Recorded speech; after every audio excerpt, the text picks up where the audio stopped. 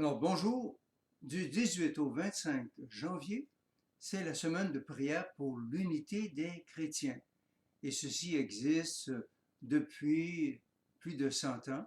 Et le Concile Vatican II, après le Concile Vatican II, ça a été mis vraiment davantage en évidence, nous invitant à prier pour cette unité tant désirée par Jésus pour tous ses disciples.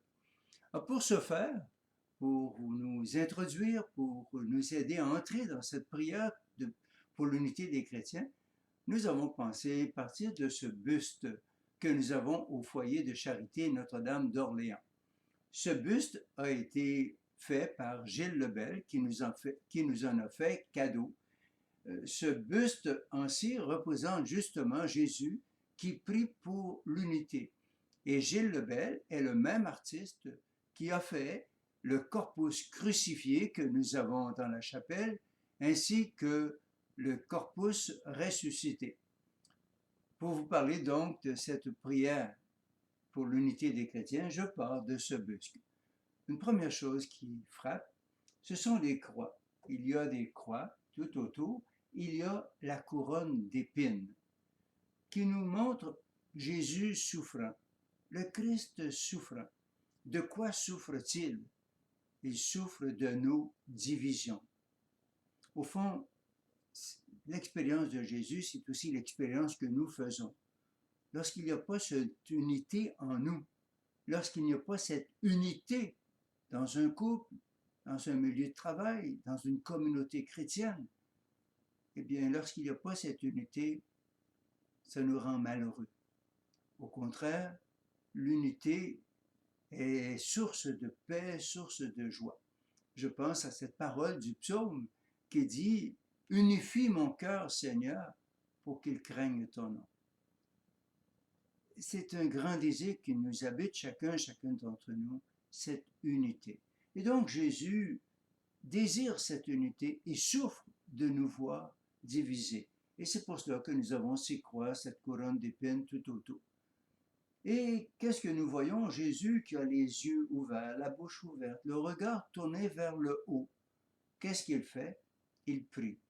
Quelle est la prière de Jésus? Saint Jean nous le rappelle au chapitre 17.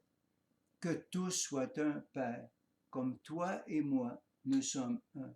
Qu'eux aussi soient un, afin que le monde croie. Le plus grand obstacle à l'évangélisation, le plus grand obstacle à la mission, ce sont nos divisions.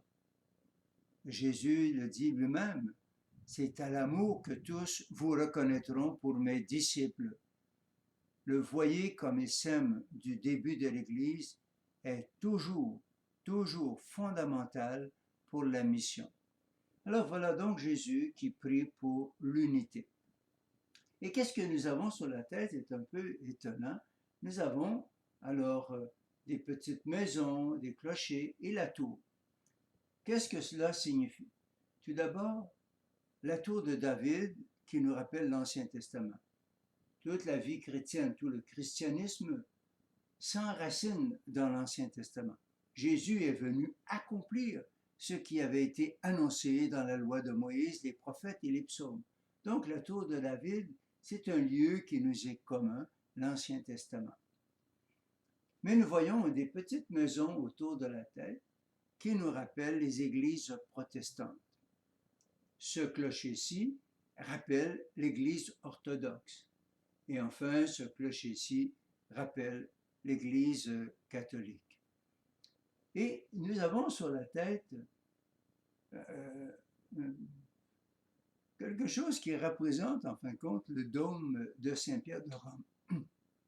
Certes, c'est Jésus qui est source de notre unité.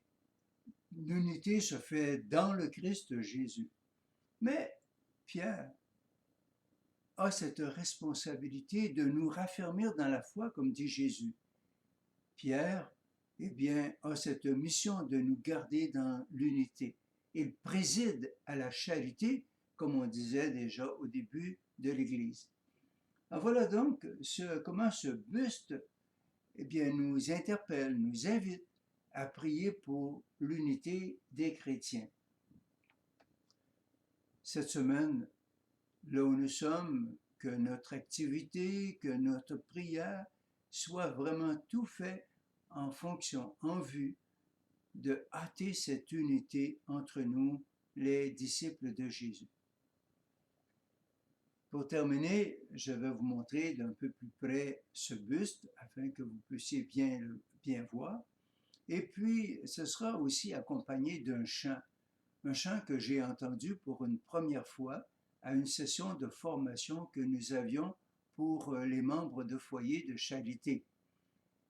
Père, unis nous tous. Voilà le chant qui va accompagner la fin de cette vidéo et que ce soit aussi notre prière à chacune d'entre nous. Père, unis nous tous. Bonne et fructueuse semaine de prière pour l'unité des chrétiens.